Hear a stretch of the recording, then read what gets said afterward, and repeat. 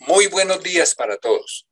Buenos Reciban días. todos el abrazo cariñoso de la Sociedad Geográfica de Colombia, que los acoge y les agradece su presencia en esta, su conferencia semanal. En este día nos honra el señor almirante Jaime Jaramillo Gómez. Él es una persona muy reconocida, fue y sigue siendo un líder, un verdadero líder. Fue un líder en la Armada Nacional. Para la Sociedad Geográfica de Colombia es un honor tener hoy la compañía como conferencista del señor almirante Jaime Jaramillo Gómez. Él fue y sigue siendo un oficial de la Armada, muy distinguido, muy interesante en su manera de ser, porque es muy activo, muy como dijeran las señoras, es muy simpático. Es un líder. Él ingresó a la Armada el 7 de enero de 1967 y se retiró, me parece que en diciembre del año 2002. Él fue comandante de la Armada Naval y fundador. También fue asesor en la Casa Militar. Fue jefe de Estado Mayor de la Fuerza Naval del Pacífico, comandante del Comando Específico de San Andrés y Providencia. Fue comandante de la Fuerza Naval del Pacífico y director de la Dirección Marítima y Portuaria. Y por último, su último cargo fue inspector general de la Armada hasta el 31 de diciembre del año 2022. Fue muy conocido. Yo personalmente lo conocí cuando yo era oficial, lo conocí y lo distinguía porque él era diferente de todos. Muy simpático, muy bien presentado y hablaba muy bien, sigue hablando muy bien y era muy colaborador en todas las cosas que uno le pidiera. Entonces, señor almirante, para nosotros es un placer y es un honor tenerlo con nosotros. Bienvenidos todos a aprovechar estas enseñanzas que hoy nos trae el señor almirante Jaime Jaramillo. Le damos la bienvenida y adelante, señor almirante. Mi coronel, muchas gracias. Sea lo primero agradecer el voto de confianza vuestro para compartir esto que más que una conferencia es una vivencia de lo que yo he aprendido de convivir 3 años en las selvas del Pacífico con los indígenas, de haber hecho trabajos de investigación sobre la Antártida en los 6 cruceros que ha desarrollado la Armada Nacional, haber estudiado en Washington que fue mi tesis de grado, sobre órbita estacionaria y el Tratado de Cooperación Amazónica. Te voy a sumar todo este humilde conocimiento con la bendición de Dios Todopoderoso, gran arquitecto del universo, y seguramente con la camándula que me va a apoyar mi querido padre Diego Jaramillo para poder expresar de la mejor manera lo que he preparado con mucho amor fraternal. Es verdad que lo he hecho y quiero dedicar esta presentación en el día de hoy dedicada a mi mentor, el doctor Eufrasio Bernal Dufo, quien imprimió una dinámica maravillosa y que su señoría, mi coronel Augusto Bamón, ha sabido inteligentemente seguirle las aguas al guía, como decimos nosotros en la Armada Nacional, a mi querido y gran amigo, el doctor Javier Acebo, secretario general de la Sociedad Geográfica, y a mi gran amigo Víctor Buitrago. En ese orden de ideas, me voy a permitir a desarrollar la agenda que, si bien aparece larga, vamos a tocar unos temas supremamente integradores porque todos interactúan entre sí. Me voy a permitir hablar cómo fue la evolución de la Tierra, el hombre, cómo han sido la generalidad del arte rupestre, las generalidades macro de la serranía de Chiriquete, la cosmovisión, porque nos solemos desprender de esos temas tan sensibles en la espiritualidad de la formación del ser humano, del chamanismo, que muchas veces lo miramos con desprecio, porque decir chamán es un loco, y vamos, que es un sacerdote para ellos, que merece todo el respeto y la consideración. Tocar la mitología que hay encerrada en la parte de Chiribiquete. Mirar la pintura rupestre en Colombia he considerado de un valor muy fundamental a conversar sobre el color ocre rojo, un remate ya general y un video de unas personas que nos dejaron ese detalle lindo y que en un accidente aéreo posteriormente fallecieron, pero vamos a recorrer gracias a ellos que nos están iluminando como nuestro querido hermano, nuestro amigo Eufrasio Bernal desde el Oriente Eterno. Miremos que la Tierra ha tenido un proceso evolutivo, comenzando por las diferentes etapas desde la parte central, cuando todo era oscuridad, no había ni luz, como dicen allá en la Sierra Nevada de Santa Marta, todo eran pequeños gusanos y fue evolucionando el mundo en el Silúrico, en el Devoniano, en el Triásico, y aparece ya esa figura que nos ha sabido recrear Disney con Jurassic Park, los mega animales de cuatro patas, pero dos paticas pequeñas, los pequeños voladores, los gigantes voladores, los gigantes murciélagos, esos animales sobre la tierra, gigantes, ya como comienza a evolucionar el mundo, que era vacío, que todo era oscuridad, que no había ni luz ni vida, comienzan a aparecer las montañas, los megamamut, y aparecemos nosotros en el cuaternario ya, y que lo veremos como el hombre se ha desarrollado, como dice Darwin, desde un chimpancé hasta lo que somos el Homo sapiens sapiens. Entonces miremos la evolución geológica del territorio colombiano para entrar en materia. La evolución del territorio colombiano ha tenido 4 momentos históricos supremamente interesantes. Hace 100 millones de años aparece la cordillera, lo vamos a ver, central. Estaban dinosaurios, los primeros seres voladores, los caracoles, los amonites. En segundo, en el terciario, hace 65 millones, aparece la cordillera occidental. Entonces, partamos que primero aparece la central, después a la izquierda aparece la occidental, y a mano derecha en el océano, en el Eoceno, hace 50 millones de años, aparece la oriental, y en el cuaternario de 2,5 millones de años se terminó de formar el territorio nacional. Entonces les decía, Colombia era 2/3 en agua. Ahí vemos a mano derecha cómo era la formación de esas aguas, y por eso se encontramos en Boyacá y en muchas partes de Colombia restos de todas estas especies que fueron nuestros pobladores.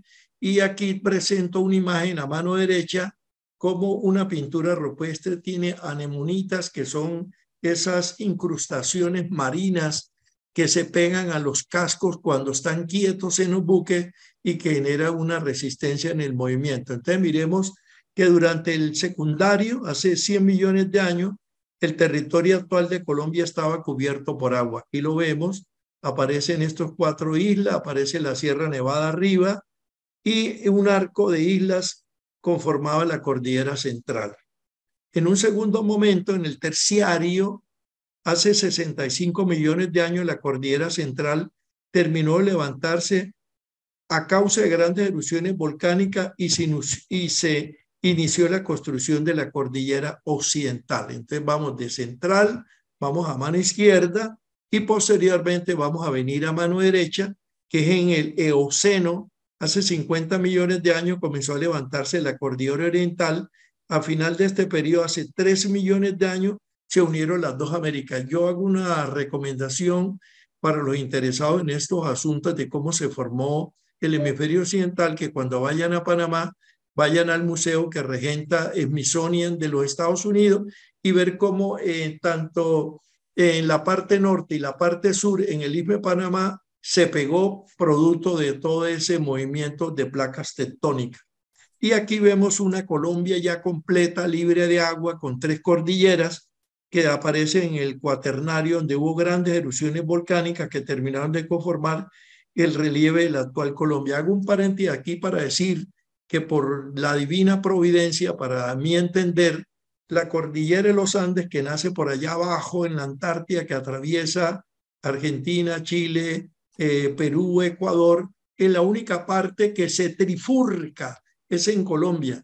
Y de regalo nos ofrece todos los climas primaverales, tropicales, etcétera, etcétera, que existen sobre el planeta Tierra. Y de ñapa nos regala 27 volcanes, porque eso es lo que hace que el territorio nacional sea tan complejo a nivel de movilidad, pero también rico en todos los asuntos geológicos pertinentes.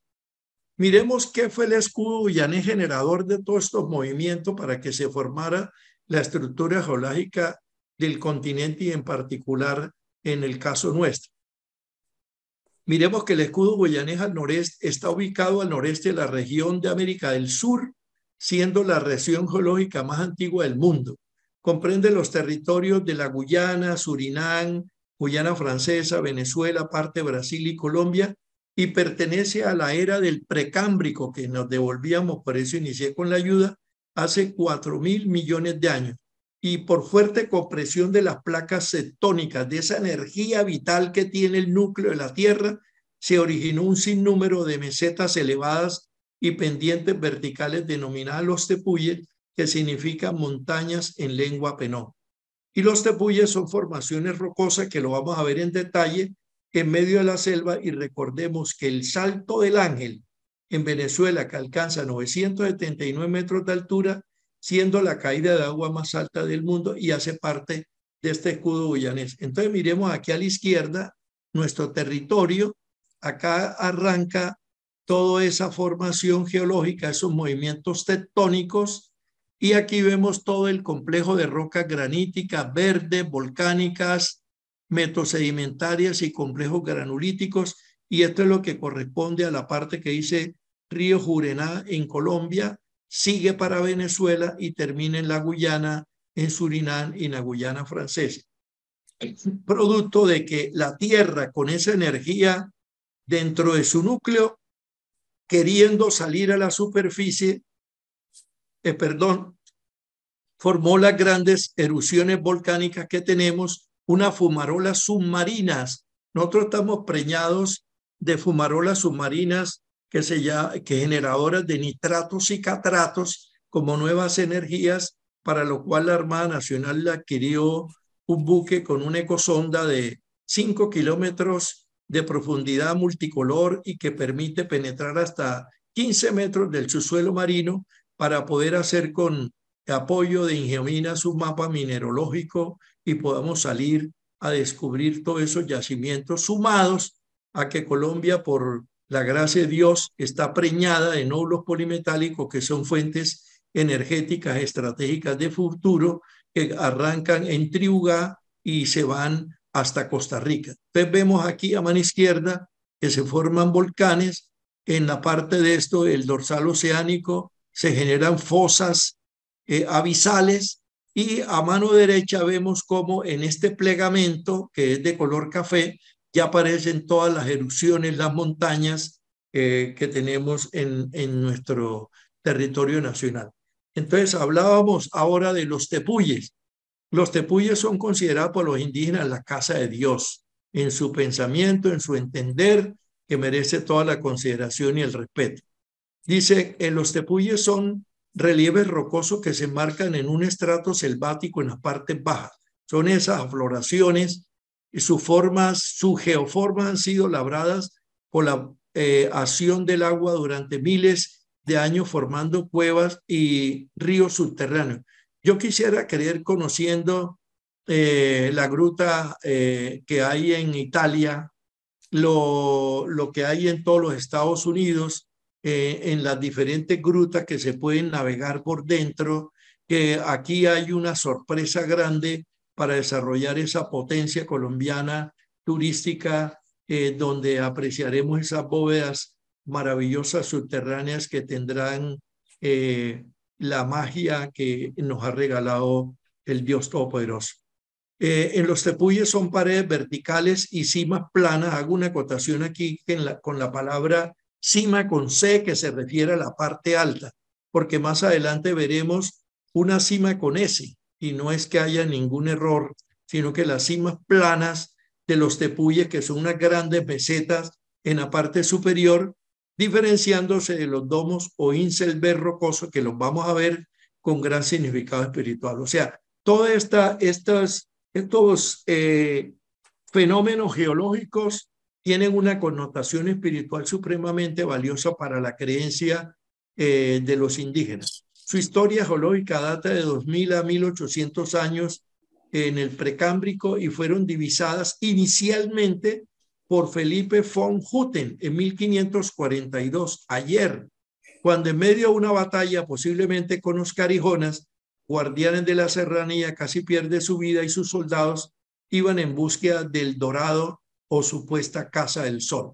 Recordemos que cuando llegan los españoles en la conquista y en la colonia, ellos siempre pensaron que aquí habían estábamos repletos de oro por doquier. Y entonces en este mapa, que si bien no se puede interpretar ahora, pero sí existe a escala mayor, de punto mayor, ahí se puede ver cómo graficaron el señor Felipe Junto en 1542, donde estaban esos lugares sagrados y místicos y de las expectativas razonables que ellos traían.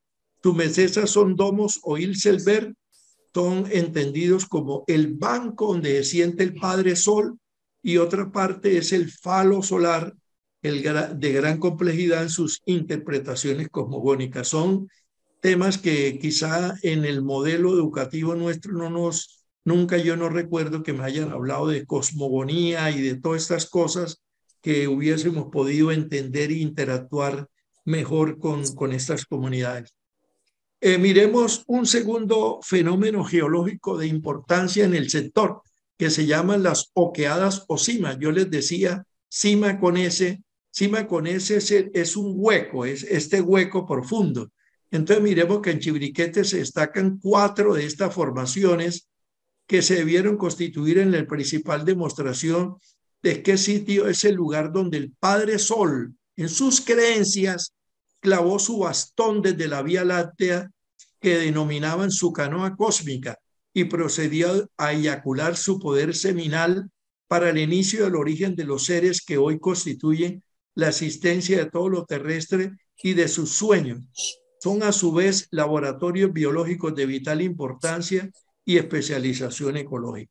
Y veremos el tercer fenómeno geológico que se presenta, que se llaman los domos o ilselvers, que son estos que están aquí, son núcleos separados de montaña, que son rocosas en formas de pedestales, y en la mayoría de ellos aparecen murales pictóricos hasta en 90 metros de altura. Ver para creer, porque es una magia de cómo llegaron a hacer esas pinturas a esas alturas. Su geoforma pudieron estar asociadas a un asunto fálico. Ellos tenían el concepto de que esos modelos geológicos representaban virilidad, fecundidad, y estaban relacionados con el sol o el jaguar. El jaguar para ellos es el que manda, que para todos los efectos comparten ese carácter de poder. Entonces vemos cómo hemos sido nosotros, cómo ha sido la evolución de la especie humana. Caminábamos con la mano arrastrada, ya nos fuimos enderezando hasta llegar a ser el ser humano que somos. Entonces aquí tenemos la catalogación, los neandertales, y vamos al final, que aparecen los sapiens, y vamos a ver cómo del sapiens se pasa al sapiens sapiens, y dentro de ese intercalamiento aparece el sapiens pintorus, que es objeto del conversatorio de hoy. Un tema que yo he considerado para interpretar la dimensión de las pinturas rupestres es ver cómo el cerebro humano se pudo haber desarrollado y cómo la megafauna obligó al desarrollo del cerebro humano.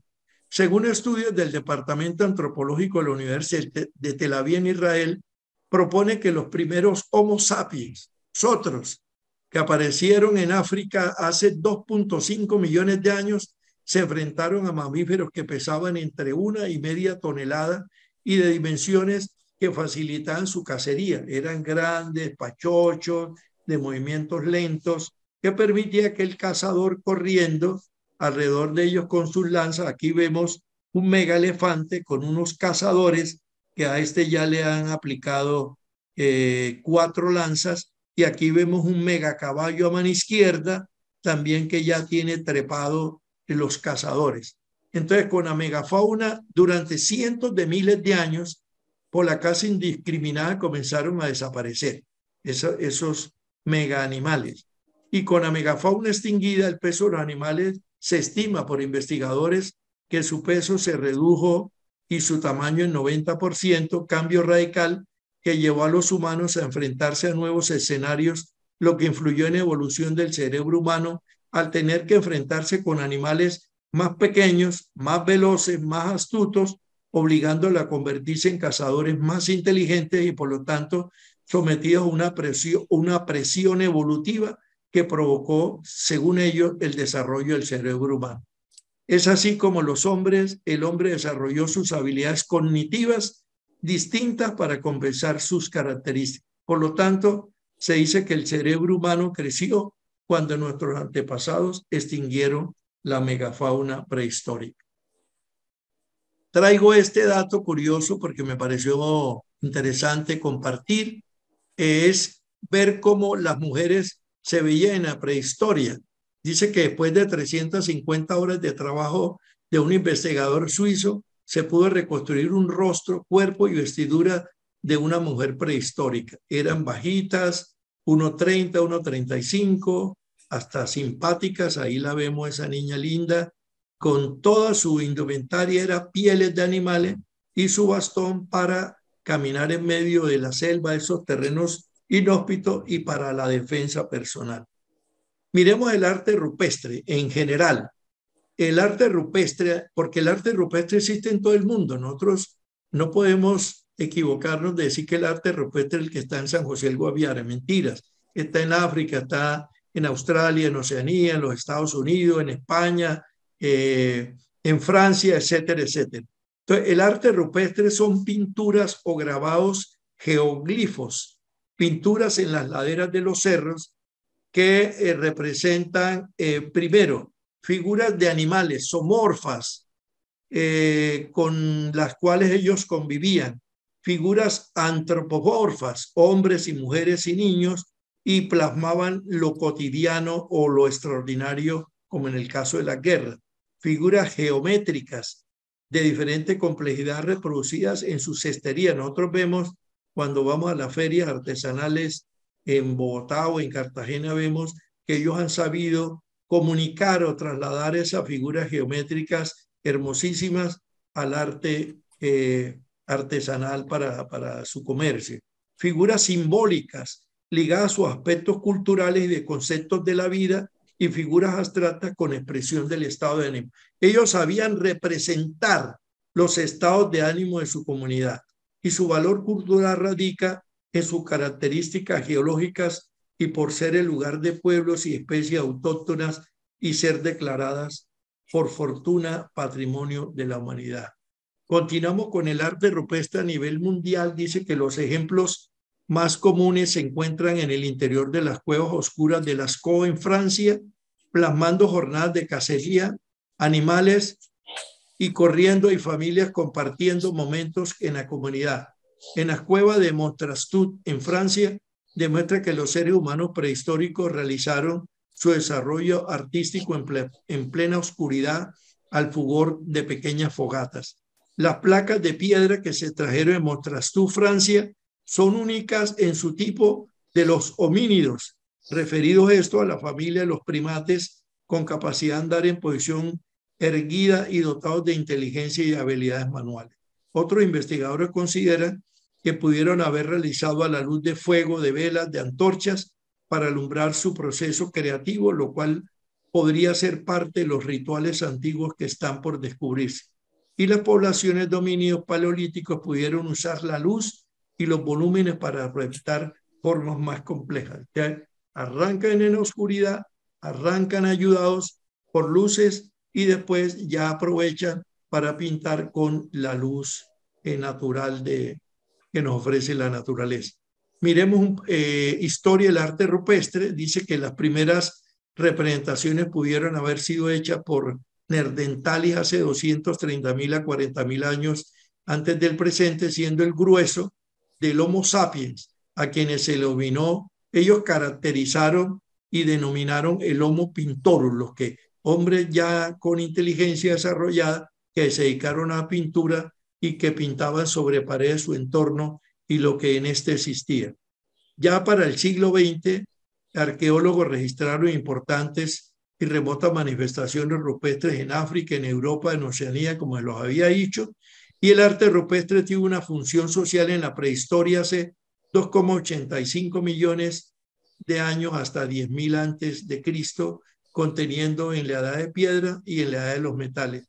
Y se piensa que realizaban rituales, que es lo curioso, para pedirle permiso al alma del animal que sería cazado para utilizar sus propiedades, recreando sus espacios de pensamiento mágico. No me podría yo imaginar hoy cuando salimos o cuando salen los cazadores, si se sientan un momentico a reflexionar y a pedirle permiso al animal que lo van a cazar para alimentarse y usar sus propiedades. ¿Quiénes pintaron las pinturas rupestres en la prehistoria? Miremos, se cree que fueron los chamanes, el vínculo entre lo divino y lo terrenal. Las imágenes tenían un vínculo mágico con las comunidades indígenas que las llevaron a cabo plasmando figuras de animales, escenas de cacería y de reuniones. Y las pinturas en alturas se dice por algunos ver para creer que la pudieron haber realizado en estados de levitación. Algunos arqueólogos manifestaron que las mayores que la mayoría de las manos que vimos en el recorrido en los diferentes cerros de la Lindosa son de mujeres y de niños, lo que permite pensar que fueron ellas las verdaderas intermediarias entre lo divino y lo terrenal, considerándolas las diosas madre dadoras de nuestras vidas. Yo me he permitido, quizá atrevidamente, dentro de lo que he venido estudiando y analizando sobre el arte rupestre, yo me permitiría decir que hacer esta catalogación, que fueron biólogos que registraron detalles de plantas y animales a una perfección increíble, que fueron también geógrafos. Mi coronel Bamón, hay que hacer un diploma especial porque ellos cartografiaron los ríos y las montañas. Es simbólico hacer un reconocimiento al arte rupestre como geógrafos. Antropólogos registraron sus propias danzas, ceremonias y rituales y fueron grandes historiadores porque se conservaron la memoria de su grupo étnico en forma de imagen, así como están los egipcios en todos esos jeroglíficos. Estos caballeros también lo podríamos considerar como grandes historiadores. Primeras obras de arte rupestre en la prehistoria se realizaron en completa oscuridad, ya lo dije. Esto data que 50 piezas de piedras grabadas con diseños artísticos fueron encontradas en el yacimiento prehistórico de los Pirineos franceses y estaban decoradas con bordes con pigmentos rosas, pudiéndose la primera evidencia del arte rupestre móvil en la prehistoria de la humanidad. Y se cree que fueron los homínidos, o sea, el Homo sapiens, quienes la elaboraron. Vemos aquí una ayuda cómo hicieron estas pinturas de megafauna y posteriormente, como están en el caso de México, los cenotes, aunque no en mi viaje, mi tour por México, no pude ver o encontrar que de ningún cenote esté el arte rupestre, pero ellos seguramente en otros lugares se aprovecharon la filtración de rayos de luz del sol para hacer su arte mágico. Miremos estas pinturas rupestres que traigo. A mano derecha vemos que ellos maquillaron, si cabe el término, como en cosmética, cerros con ese pigmento ocre, y aquí vemos toda la megafauna. Y en otro respetaron las características geológicas de esas montañas, en este caso el gris, y pintaron en la parte de arriba, vemos toda la megafauna, y fueron todo desarrollando y pigmentando eso con el ocre que perdura hasta hoy, muy a pesar de que data por investigaciones científicas con rayos X y con un uranio y con otros equipos científicos, que estas pinturas datan de 19.500 años. Miremos qué es Chiribiquete, cuál es su definición. Algunos traje esta, que es la que más me gusta, la maloca cósmica del hombre jaguar. Hago dos precisiones. Maloca significa la casa de todos, y el jaguar, porque el jaguar es el animal que regenta la disciplina, el orden de todo el contexto de Chiribiquete. Se relaciona en la lengua carijona, hay unos que escriben carijona con C, otros con K, y que pertenece a la familia macrolingüística carib o carib, igualmente C o K, que significa la casa solar del enjambre de estrellas o la casa del enjambre solar o cerro donde se dibuja. Aquí en la parte de abajo, en este mapa, podemos ver en estos verdes claros cómo era la aclaración. Aquí tenemos la Macarena y todos esos sitios, cómo era inicialmente el territorio de Chiribiquete, y con el gobierno de el doctor Juan Manuel Santos fue ampliado, aquí vemos en este gris, para proteger esa riqueza cultural que tenemos nosotros los colombianos. Entonces vemos Chiribiquete, lo voy a mostrar adelante en un mapa, está ubicado en los departamentos de Caquetá, Guaviare, Amazonas, y justo en el llamado escudo guyanés, que fue el que le mostré anteriormente, y que dista en la serranía de La Lindosa, que es el lugar que el gobierno permite o el ministerio visitar, y la serranía de Chiribiquete, que no es permitido visitar. Inicialmente se hizo con aviones, después con helicópteros, después se prohibió. Dista escasamente 50 kilómetros, pero vamos a ver una connotación muy particular, porque las pinturas que están en la serranía de Chiribiquete y La Lindosa tienen dos contrastes diferentes de cómo plasmaron sus momentos históricos. La serranía de La Lindosa, en la parte norte, que es la que se permite verse, está conformada por Cerro Azul, Cerro Montana, Limoncillo, Cerro Tolima y el Raudal del Guayabero. Y la serranía de Chiribiquete, que es la que está parte abajo protegida, es la más grande de Colombia, con 4.268.095 hectáreas. Y su importancia geológica ambiental radica en su ubicación estratégica en la Amazonía colombiana, como un corredor biológico para la conectividad y conservación de la cordillera de los Andes, la Orinoquía y la Amazonía hacia la regulación del cambio climático. Hago un paréntesis, que Colombia, en los tratados de cooperación amazónico de esa gran ilía amazónica, porque es el nombre técnico, a Colombia le corresponde el 5.3 de ese gran territorio. Y que los tres sitios, por la gracia de Dios, que están regiendo, controlando el clima mundial y en particular del hemisferio occidental, en primer término, es la Antártida, donde tenemos montañas. La Antártida es un territorio cubierto de hielo que en época de frío alcanza hasta 4.5 kilómetros de espesor, una locura. Y tenemos al norte el Ártico, que está sufriendo un proceso de desprendimiento de grandes masas de hielo que están llegando a las costas de Nueva York, con un agravante muy particular y muy peligroso, que es que con las perforaciones que hay en el Ártico se está tocando lo que se denomina el permafrost, que es donde están concentrados los mayores bacterias que generarán las peores enfermedades sobre la faz de la tierra, y que Dios nos libre de que vayamos a padecer. Y se cierra ese premio de la naturaleza con la Amazonía colombiana, que es el gran pulmón del hemisferio occidental y del mundo, en decir que los tres son los son los fiel de la balanza del mantenimiento del clima global.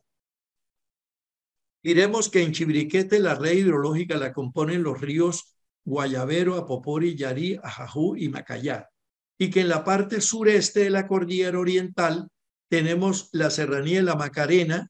Ahora la veremos y le daré un detalle sobre el particular porque la conozco también. Y en la parte baja la serranía de Chiribiquete. La serranía de La Lindosa, que repito fue la que visitamos y lo permite hacer el ministerio, que fue el objeto de nuestra visita, se encuentra en la parte noreste de norte de Chiribiquete, y hacia la derecha hay otra serranía poco explorada y poco difundida por el ministerio, que es la Tunaji. Entonces, en conclusión, las 4 serranías anteriores pertenecen al escudo llanés y deben su nombre a la transparencia de sus aguas, aunque algunos sectores se presentan tonalidades amarillentas por el tipo de suelo y el detritus. Aclaro, porque también lo vi en el Pacífico. En la medida que esa descomposición orgánica de las hojas que caen en los ríos y los minerales contenidos por ese lavado que hacen los ríos en su recorrido, se hace un proceso químico de descomposición y podemos ver nosotros ríos negros, pero es de la mezcla de ese detritus con el agua, con sus minerales, o azulitos, o rojitos, o de diferentes colores, o amarillos, como pasa diferente en cañocristales, que son 6 o 7 algas que hacen una florescencia entre junio y octubre y presentan esa magia de los 7 colores. ¿Quiénes fueron los carijonas? Importante saber quiénes fueron estos caballeros. Se dice que fue una etnia que pobló la región del Caquetá, Guaviare y Amazonas, y durante 1000 años se asentaron en la región, y tal vez debido a su belicosidad contra los pueblos vecinos se fueron extinguiendo. Se estima que pudieron haber sido entre 10.000 y 18.000, y hoy escasamente sobreviven 30 familias. Tristemente no hay más de 20 personas que hablen carijona. Un esfuerzo que hicimos con el doctor Javier Acevedo fue buscar, con la ayuda de Luis, de todos los guías de Selva Adentro, una persona ya 92 años, quisimos traerla al hotel para que hacerle una filmación y una grabación en lengua carijona, y no fue posible por la distancia y su estado de salud, y perdimos esa oportunidad.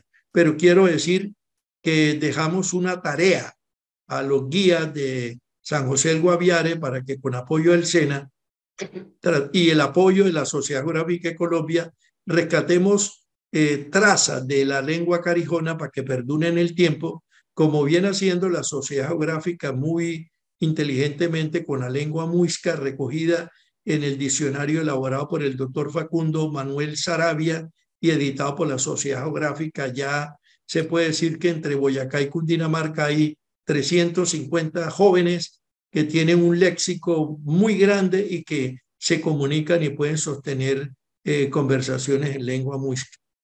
Aquí miramos a mano izquierda, en la parte superior, los diferentes nombres: carijona, carifuna, Guianacoto, etcétera, y que pertenecen a la familia lingüística caribe.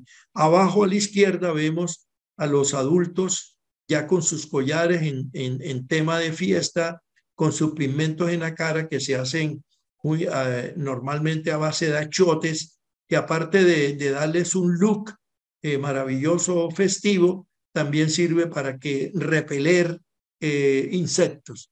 Y abajo vemos el cazador, el maestro cazador, que le está enseñando a los niños el arte de la caza, y ya vemos estos caballeros en la parte superior, ya súper elegante para sus fiestas tradicionales. Este mapa, que yo recomiendo que ojalá el gobierno lo pudiera llevar ahora que estamos hablando de nuestros ancestros. Hay un mapa que produce Ingiominas, maravilloso, recomiendo tenerlo, que data de todos los registros de las tribus indígenas desde 1492 a 1992, que es el que tengo, y que tiene aquí en la parte roja a mano derecha eran todos los indígenas que estaban poblando el territorio nacional antes de la llegada de los españoles, y en la parte de abajo en cafecito son los indígenas que hoy habitan. Se estima que 1/3 del territorio nacional hace parte y tiene raíces puras de indígenas que estaban antes de la llegada de los españoles. Aquí miremos entonces dónde está la serranía de la Macarena. Aquí vemos la Macarena, esta gran meseta. Tuve el placer y honor hace muchos años de ir allá cuando estaba el Instituto Lingüístico de Verano, en todo ese proceso de investigación y evangelización. Se dice que tiene unos grandes yacimientos y concentraciones de uranio. No tengo ningún registro particular.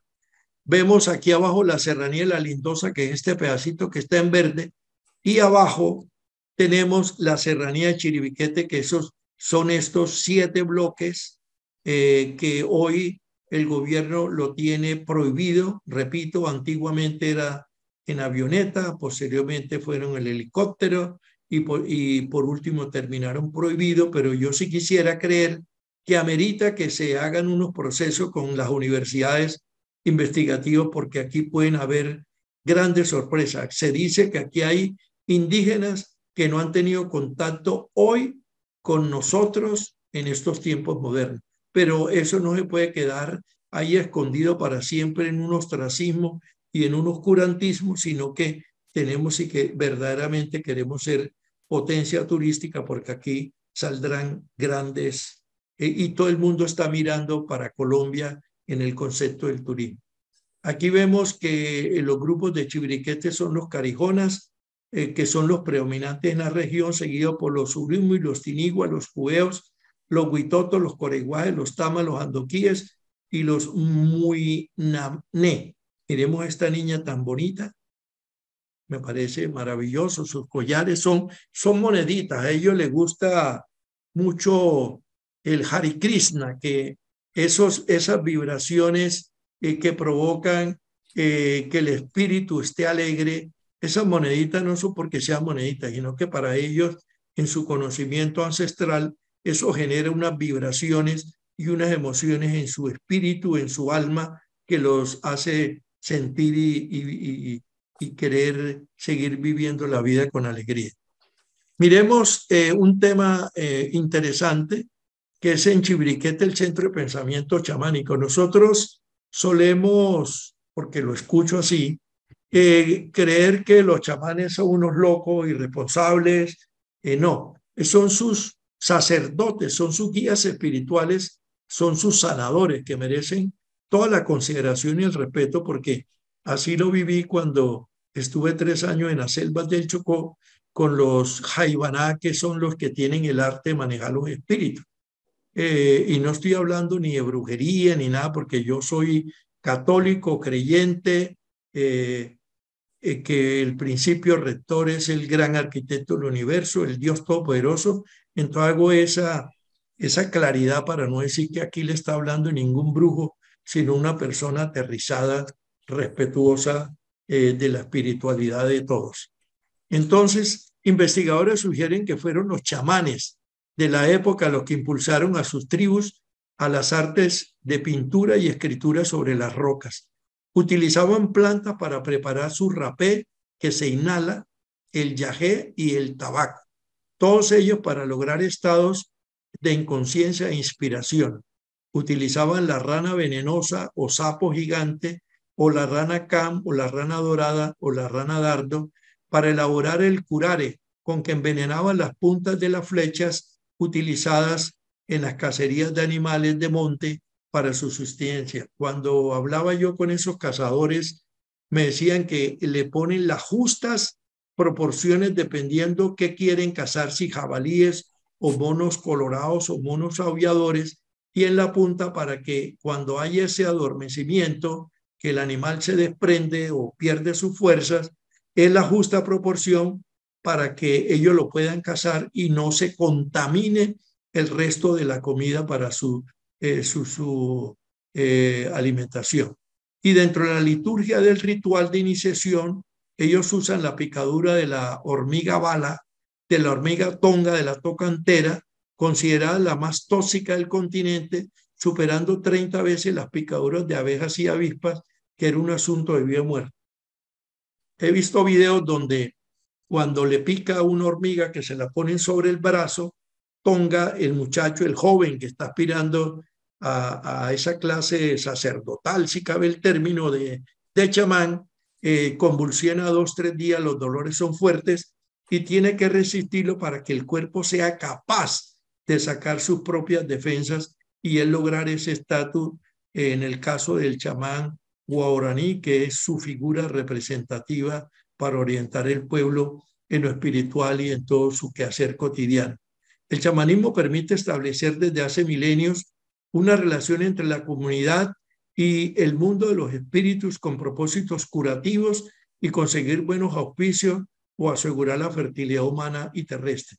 En la experticia que tengo sobre el Pacífico, el Hayuaná captura esos espíritus que todavía no han trascendido a su mundo superior, se lo llevan para sus casas, lo alimentan en el tercer nivel porque son casas palafíticas y en sus altillos le mantienen comida, en sus creencias, todo esto que merece consideración y respeto. Y cuando hay inundaciones, por ejemplo, el río San Juan o las cosechas, le han llegado plagas o están sufriendo ataques de grupos terroristas como se han presentado en el Pacífico colombiano, sobre el río San Juan, él invoca ese espíritu y hace unos procesos dentro de su espiritualidad y creencia para que tengan unos buenos auspicios para asegurar fertilidad humana, seguridad y desarrollo en su agricultura.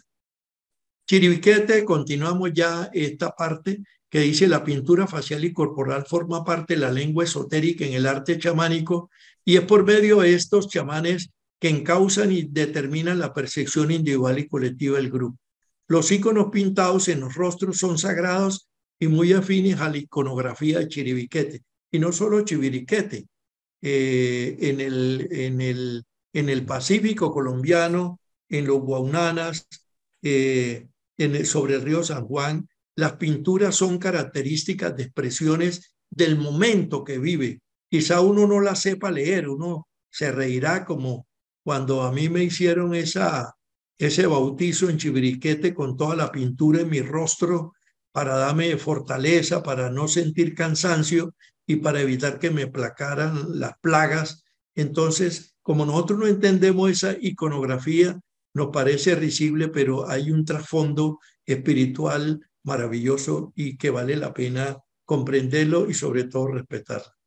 Aquí vemos los chamanes, que son sacerdotes. Normalmente estas vestimentas que vemos aquí, este caballero a la izquierda, este chamán, son semillas que, repito, como lo dije anteriormente, generan un sonido y ese Hare Krishna, esos sonidos le estimulan su espíritu. Haces una corneta para los llamados, el bastón de mando, su pluma, y aquí vemos este caballero que tiene por lo menos 50 colmillos de jabalí, que ha sido un gran maestro, y estas son semillas sonoras y las plumas de las aves que hay allá, los loros y las guacamayas. Paso un poquito el término de cosmovisión porque voy a entrar a otra parte referida a lo mismo, que dice que la cosmovisión para un ser humano es el conjunto de creencias y opiniones que tiene un individuo, religión o cultura de percibir e interpretar el mundo y la naturaleza que lo rodea tanto en lo político, en lo económico y en la ciencia, así como en todos los temas religiosos y espirituales. Entonces, entremos aquí. ¿Cuál es la cosmovisión que existe en Chiribiquete? La ilustración que veremos a continuación nos muestra la serranía de Chiribiquete. Sobre la misma está la bóveda nocturna y voy a brincar directo para hacer esa interpretación.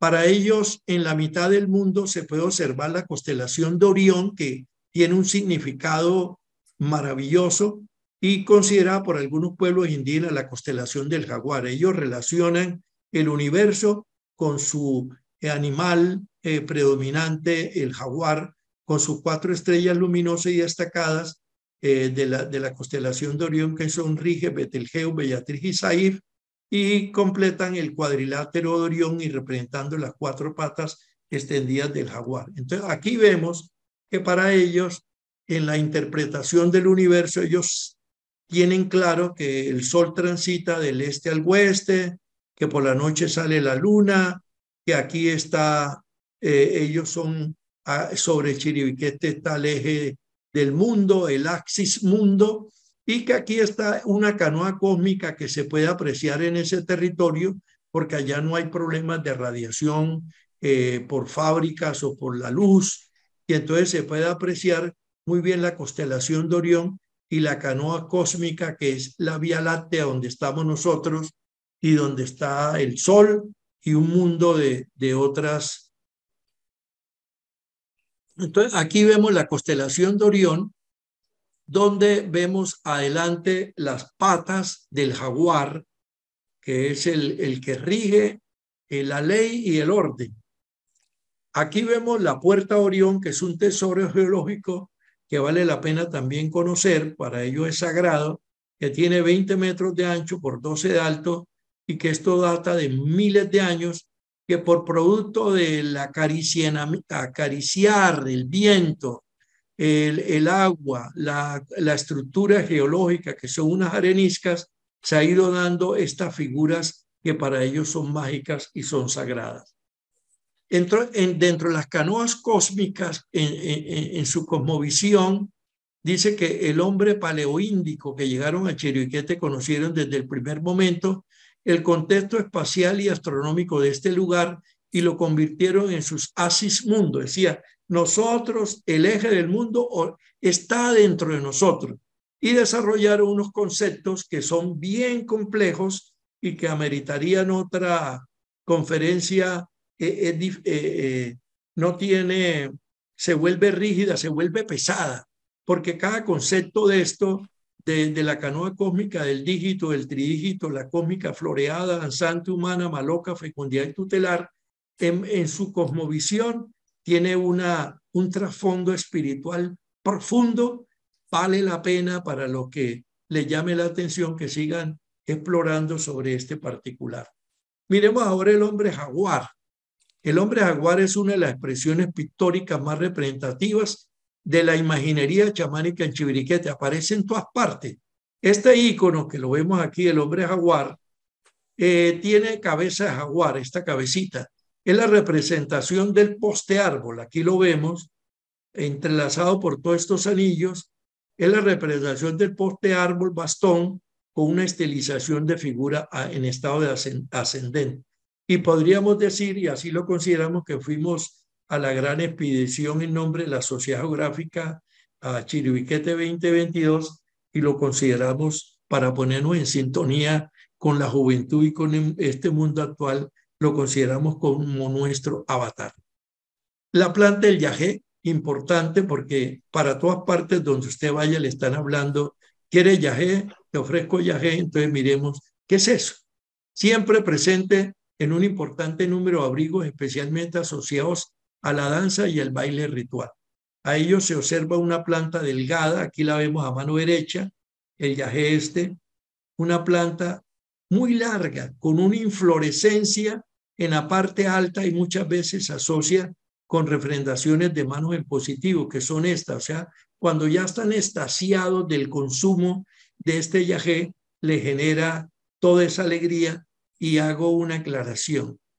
Inflorescencia, cuando nosotros, por ejemplo, tomamos una espiga o cogemos una rama de yagé, vemos que toda la flor, como la espiga, está en la parte superior concentrada. Diferente a la florescencia, que en un árbol vemos que las flores están regadas por todas partes. Esa es la diferencia que quiero hacer la aclaración. Refresco el concepto de mitología, que son un conjunto de historias y leyendas propias de una determinada cultura o comunidad que intenta explicar algunos fenómenos como el origen del universo y la vida y los fenómenos meteorológicos o algunas incógnitas todavía no resueltas. Entonces tenemos aquí el jaguar, el mayor felino de América y el tercero en el mundo después del tigre asiático, el león africano. Recordemos que para mayas y aztecas, cuando uno va a México, a Cozumel o cualquier parte, el jaguar de ellos representativo es negro. Para Chiribiquete es el que se denomina jaguar rayado, que es este caballero de colores bellísimos. Y aquí tenemos por la noche este jaguar, que es el que pone la ley y el orden. Esta fue una toma de una cámara trampa en el año 2018, el 9 del 24, una temperatura de 22 grados. Y hoy en todo Chiribiquete, en toda la Lindosa, hay centenares de cámaras trampas para lograr un inventario preciso y cuidar lo que para ellos representa el jaguar. La gran mitología de Chiribiquete, que es un lugar emblemático, sagrado, hijo del sol y de la luna, y en la tradición cultural de Chiribiquete, TCC, el sol creó al jaguar en su creencia. Para que lo representara en el mundo, le dio el color de su poder y le dio la voz del trueno, que es la voz del sol, para convertirlo en el dueño de los animales. Su poder vive en el gran cerro sagrado, representa la actualidad, la luz, la oscuridad, la vida, la muerte, el yin y el yang.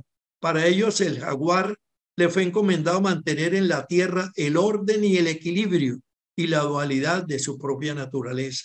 El jaguar viaja toda la noche en forma de constelación de Orión sobre la Vía Láctea, galaxia en forma de espiral de Estrógira que contiene el sistema solar de la Tierra, que se denomina la canoa cósmica, desde la cual revisa que todos cumplamos la ley y el orden de la naturaleza. Miremos que allá también se da otra creencia muy dentro de su mitología, que corresponde a la leyenda de Yurupari, que corresponde a la región del Amazonas, y se dice que hubo allí una enfermedad que mató a todos los varones y solo sobrevivieron las mujeres, algunos ancianos y un payé, que era el hechicero. El Yurupari es un héroe civilizador que se enfrentó a las mujeres. Yurupari es un héroe mítico, conocido en las tribus del Brasil y Colombia, y Testoc, que sobrevive junto con el Popol Vuh y el Chilam Balam y expone la asistencia de un matriarcado. Entonces, cuando uno lee estos libros, que es un anónimo, el libro de los libros del Chilam Balam y el Popol Vuh en México, de los mayas quiché, todas sus cosmogonías, sus creencias son igualmente similares a la que tenían y se tienen en Chiribiquete. Quizá vibrando en la misma frecuencia, lo mismo que con el Perú, los incas, ellos estaban vibrando en la misma frecuencia y su modelación y su interpretación espiritual era concordante. Miremos la pintura rupestre ya en Colombia, ya esta es la parte final. Las pinturas rupestres en Colombia datan de 19.500 años, tanto en la Lindosa, que le dije la parte norte, y Chiribiquete abajo, que está separado 50 kilómetros, es de altísima riqueza cultural y bioecológica casi invisible, porque es que no sabemos leer cada figura, descubierta por antropólogos, exploradores, historiadores, y aclaro que los petroglíficos son piedras grabadas, talladas, y los pictogramas son dibujos o signos gráficos que expresan los conceptos de cómo vivían ellos. Contienen aproximadamente 70.000 representaciones gráficas milenarias en Chiribiquete y 45.000, de acuerdo al inventario, en la Lindosa, según el antropólogo colombiano Carlos Castaño de la Universidad de los Andes.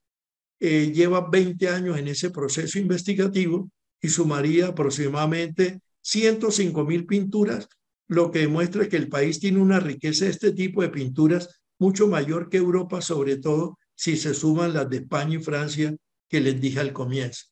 Continuamos diciendo que si bien es difícil saberlo con absoluta precisión, investigadores consideran que fueron los carijonas quienes la elaboraron, y se estima que antes de los carib, el lugar que fue ocupado por tribus aún sin identificarse. Allá uno va y dice, mire, nos llevaremos sorpresa cuando el gobierno permita entrar a Chiribiquete como tal, porque vamos a tener tribus sin identificar y cuyo establecimiento se remonta a 24.000 años, según antropólogo Castaño y Van der Haven.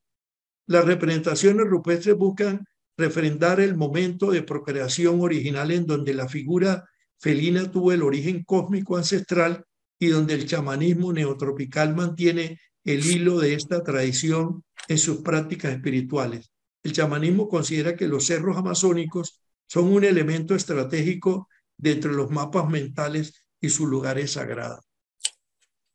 En Chiribiquete predomina el jaguar y los guerreros con armas en actitudes belicosas. Entonces, la distinción que les dije al principio que dice, en la Lindosa no predomina el jaguar. La gente aparece con actitudes más lúdicas y en ocasiones más cotidianas como la caza y la pesca, aunque sí se tiene algunas pinturas con hechos de guerra. Además, las fechas varían. En Chiribiquete, por ejemplo, en la parte de abajo, las pinturas datan de 24.000 años y en la Lindosa, en la parte superior a mano izquierda, 18.000. Este es el sitio que visitamos, uno de los maravillosos en el Cerro Azul, y quiero hacer una connotación aquí. Para ellos, cuando cruzamos una cueva de 250 metros aproximado de largo, compleja, que tiene un templo en la mitad, para ellos la pintura rupestre no se hizo nunca en cuevas, porque para ellos las cuevas corresponden al inframundo. O sea, respetaban ese concepto de ser un inframundo donde no se debería tocar, pero sí vale la pena ir, atravesar esa cueva, erizarse y sobre todo llevar un indígena como llevamos nosotros, que hizo su rezo y erizarse, como dice Amparito Grisales, y sentir toda esa energía y de pronto bastante pánico y como desconcentración por todo eso, que esa sumatoria de la energía y el egregor que hay allá abajo contenido. Escenas de picoteo. ¿Por qué traigo esta imagen? Porque siempre ha existido la duda de cómo pudieron haber pintado hasta 90 metros de alto. El doctor Castaño, que ha hecho una investigación profunda sobre el particular, dice que son aquellas escenas que aparecen con miles de puntos tipo píxeles, caracterizados por estar asociados al hombre y seres alados en medio de un ritual donde aparecen andamios próximos. Él ha alcanzado a interpretar que hay andamios también picoteados que fueron empleados para las pinturas sagradas. Y esta consideración se trae a colación toda vez que la gran incógnita es cómo hicieron los indígenas para pintar en alturas, si utilizaron andamios, bejucos, hamacas, o verdaderamente pudieron haber realizado bajo el efecto de la levitación. Inventario de flora y fauna para que veamos la riqueza, porque ahora que estuvimos en un recorrido, en un estudio sobre los 6 ecoparques de Manizales para protección del medio ambiente, vemos cómo turistas norteamericanos y europeos vienen con grandes cámaras a avistamientos de aves. Entonces, aquí tenemos en el inventario de Chiribiquete 500 especies de aves a 1995, 70 especies de reptiles, 60 anfibios en el inventario de herpetofauna. Esta herpetofauna está referida a aquellos animalitos que taladran la roca y viven allá sin oxígeno y se desarrollan dentro de las rocas. Se estima que hay 65 especies asociadas a los diferentes ecosistemas que agrupan 9 órdenes, 17 familias y 63 géneros. Y lo más importante de todo esto es que muchas de estas especies están ampliamente representadas en la iconografía pictórica, y por supuesto nosotros tuvimos el detalle de estas 8 que están aquí representadas, particularmente para ellos tienen esta avispa de la rama como un icono especial sagrado en el arte rupestre de Chiribiquete. Yo voy a pasar a un tema que parece complejo, pero hace parte de la integralidad del porqué del rojo, por qué todo es rojo en el arte rupestre en el caso colombiano. Entonces miremos que el rojo es considerado un pigmento sagrado, una pintura humanizante. Nuestros ancestros más lejanos, desprovistos de lenguaje, eran capaces de comportarse simbólicamente, y por lo tanto, si el uso de pigmento fue anterior al lenguaje, se sugiere que el arte simbólico es anterior al lenguaje, y por ello es posible afirmar que literalmente hemos sido humanizados por el ocre rojo. Los pigmentos rojos son más valorados y escasos, se han utilizado para trueques, para pagar impuestos y para hacer inversiones a futuro. Creámoslo o no, esto es una realidad comprobable. Continuamos, dice: la importancia política y económica del pigmento rojo proviene de su valor artístico llamativo e insustituible para los humanos que posee nosotros en nuestro ojo. Tenemos unos elementos que se llaman los conos y los bastoncillos, generados por glóbulos blancos y por glóbulos rojos. Vemos que los bastoncillos son altamente fotosensibles para mejorar la visión nocturna. Hablaba que ellos lograron desarrollar esos bastoncillos para pintar en oscuridad y los conos que son los responsables para la visión de color y estar ubicados en la retina. Miremos que personajes como Cayo Julio César, romano, 100 años o 44 a.C., se refirió al cruzar el río Rubicón a esa línea roja que simboliza lo prohibido y lo peligroso, y que Plinio el Viejo, romano, en su enciclopedia cuenta cómo robaban los pintores clásicos el tinte rojo elaborado a partir de un mineral cinabro, hermano del ocre, extraído de las minas de mercurio de Almadén, Ciudad Real de España. Y el color ocre y cinabro compiten al carmín extraído del insecto llamado cochinilla. En el siglo XVII empezó a popularizarse en la cosmética y en el maquillaje empleando pigmentos rojos extraídos de la cochinilla. Recordemos en un detalle cómo Hernán Cortés, cuando está por allá en México, hacía las grandes exportaciones de polvo de cochinilla para España, y donde una connotación especial es que si miramos en la historia, los uniformes ingleses y españoles siempre fueron color rojo carmesí, porque si algo deprime a un soldado, a un luchador cuando está herido, es que si yo tengo una camisa blanca y se me ve un chorro de sangre, le baja la moral a la tropa. Entonces ellos enmascaraban y evitaban que el estado de ánimo del guerrero se deprimiera, y todos sus uniformes en su detalle eran de color rojo, que venían provenientes de la tintura de la cochinilla. Nosotros estamos preñados de cochinilla, particularmente en los Montes de María, y qué bueno fuese hacer unos grandes emprendimientos, ya sea para cosmética y otros, en lugar de echarle matamaleza y otros componentes destructivos. Recordemos que la guerra del ocre, el pigmento rojo de calidad, ha sido una mercancía valiosa que ha generado mercados, industria, incluso guerra. Recordemos la guerra del ocre en 1860 y la masacre que hubo en Australia en 1863.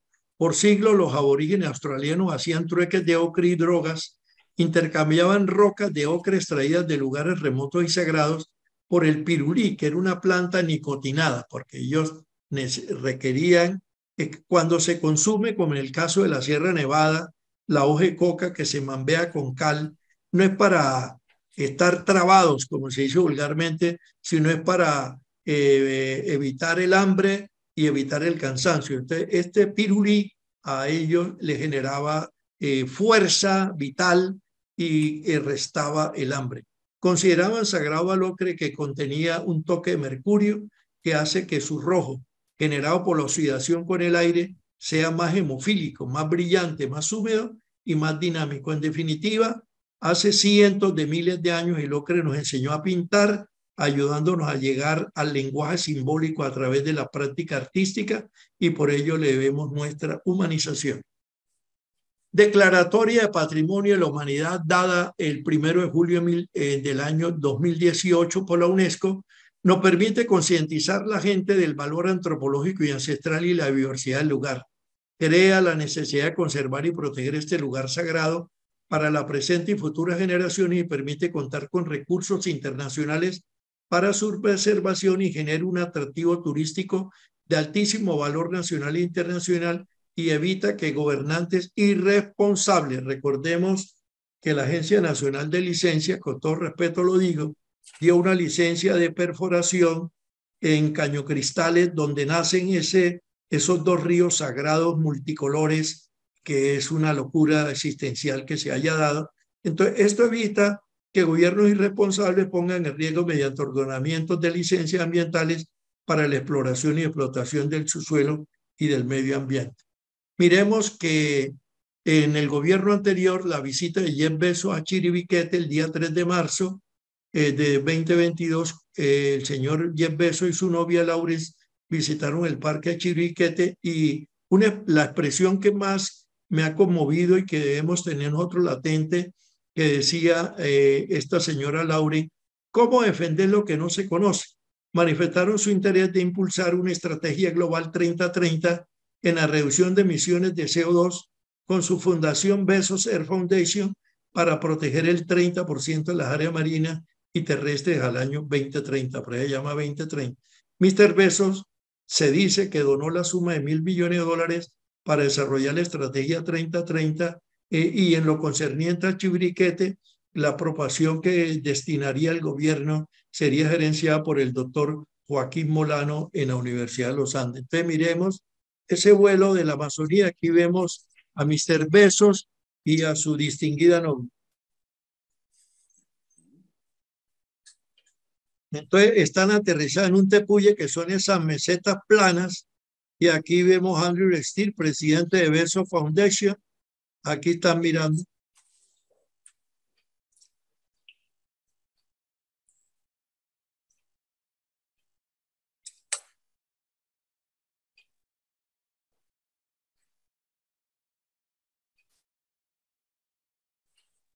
Aquí vemos deforestación.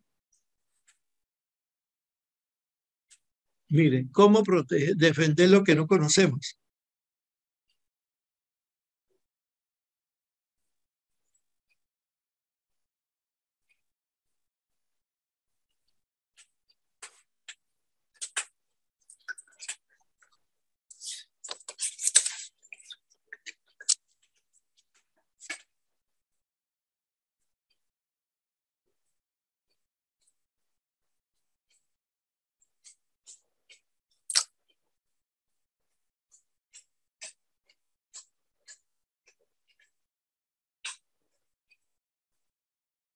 Amenaza latente, ya voy a terminar. Gracias por la paciencia. El joven ambientalista Felipe Nao, nativo y residente en la región, en el programa que pudimos ver en Los Informantes, que es un programa maravilloso que recomiendo, no estoy haciendo propaganda, sino que lo hago como un buen ciudadano.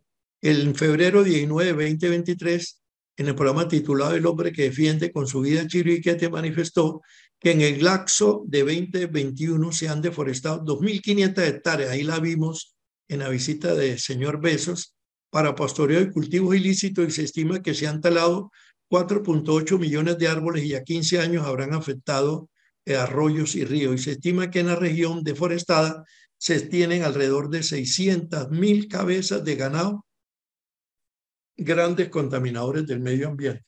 Inquietudes por responder para Jaime Jaramillo. Nuestros ancestros, los Carijona y los Carí, ¿de dónde pudieron haber sacado los tintes para realizar pinturas rupestres cuyo color perdura intacto en el tiempo? ¿Cuál pudo haber sido la fórmula magistral de las mezclas minerales y vegetales para preparar sus pigmentos ocre, rojo y negro? Se estima que la mezcla, en lo que yo he podido leer y investigar, que la mezcla que se utilizó para preparar la pintura está compuesta de ocre, que es óxido de hierro, titanio, cromo y sílice de las rocas, detectados todo esto mediante análisis de rayos X. ¿Tenían yacimientos de ocre y cuál era la estructura físico-química? Esos son mis grandes interrogantes. Quiero destacar que los descubridores de Chiribiquete datan de 1943 con el botánico estadounidense Richard Evans Schottel, que le dio a conocer internacionalmente luego una exploración del río Poporis, describiendo el área como mosaicos caóticos compuestos por chamanes, animales y cazadores. Y en 1948, fecha de mi nacimiento, el francés Alain Gerbrandt, durante su expedición Orinoco-Amazonas 1948-50, que lo recorrió 600 kilómetros en el río para encontrar, buscando el nacimiento del río Orinoco. En 1970, el geólogo Jaime Galvis también informó sobre la licencia de pictogramas. En el año 89, Gonzalo Correal Urrego, Thomas Van der Hamen y Fernando Piñero realizaron excavaciones en Alindosa. En 1992 se hizo la primera expedición arqueológica con un equipo español colombiano que hicieron unos registros de pictograma en 36 abrigos. Para 2014, el profesor Gaspar Morcote Ríos hizo la primera excavación del abrigo rocoso de Cerro Azul. Para 2016, Carlos Castaño Uribe, Virgilio Becerra, Fernando Urbina, Judith Trujillo y el grupo de investigadores de arte rupestre GRIPI continuaron con la investigación. Y para 2017, Morcote Ríos, Javier Aceituno, José Iriarte, Mark Robinson, financiado por el ICANN, la Universidad de Antioquia y la Universidad de Exeter de Inglaterra y el Consejo Europeo de Investigación, han proseguido con las investigaciones. Personajes que para mi entender ameritan un reconocimiento. Para el doctor Fernando Urbina, filósofo de la Universidad Nacional, por sus investigaciones de campo sobre mitología y arte rupestre durante 40 años.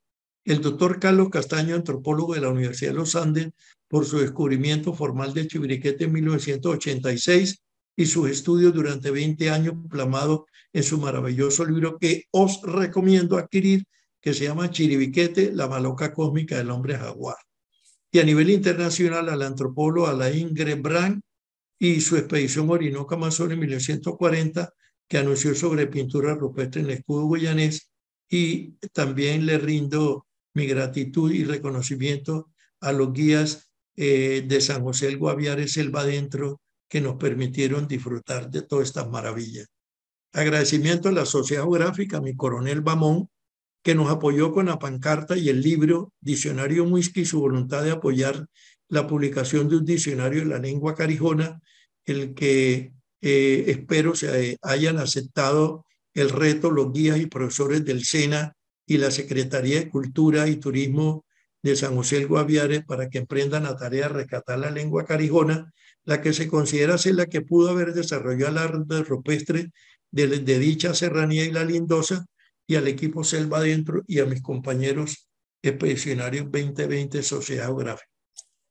Apoyemos al turismo y a la agroindustria. Es un llamado que yo hago a nivel particular a través de sus operadores turísticos. Lo vimos en la Feria de Anato la semana pasada en Bogotá, a comprar en los almacenes de cadena el aceite extra virgen Sacha Inchi, que contiene grandes propiedades de omega 3 y omega 6, que puede, por sus cualidades físico-químicas, ser sustituto del aceite de oliva. Comprar aceites esenciales como el CG para afecciones pulmonares, artríticas, etcétera, y disfrutar como postre de los almuerzos los dulces naturales del Amazonas, como el arazá y el açaí. Este videíto lo dejo y ya con esto termino, mi coronel. Son 3 minutos. Quienes lo filmaron el 14 de agosto de 2021 ya están en el oriente eterno a la diestra del Señor.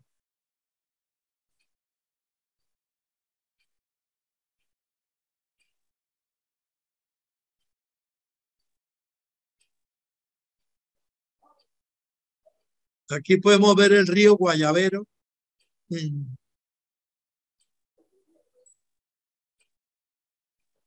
Aquí vemos los meandros, que son estas curvaturas de los ríos, las paredes, los saltos hermosos.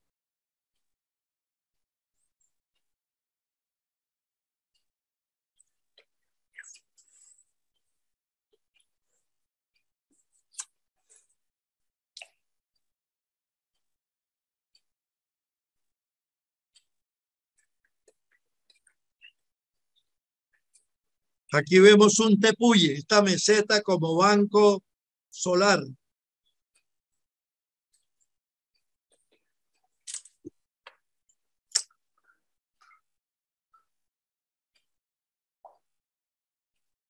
Los domos o Inselberg, o falos que llaman ellos.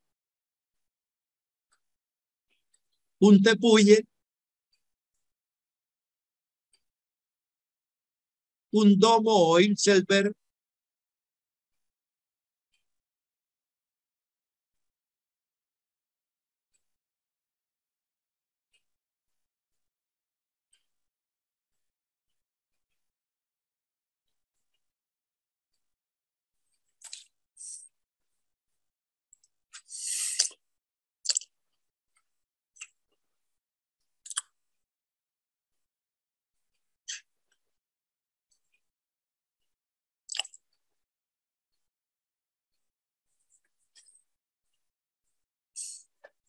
mi coronel.